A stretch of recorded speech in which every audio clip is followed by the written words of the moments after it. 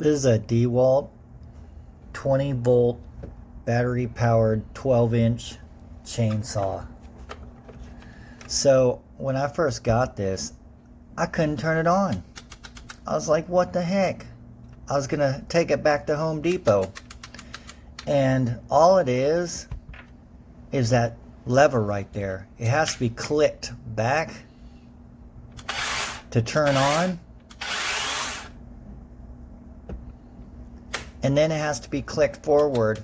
It's a safety guard, and the saw won't work if it's not pulled in. So I hope this helps people, but this is an easy fix and most people will figure it out.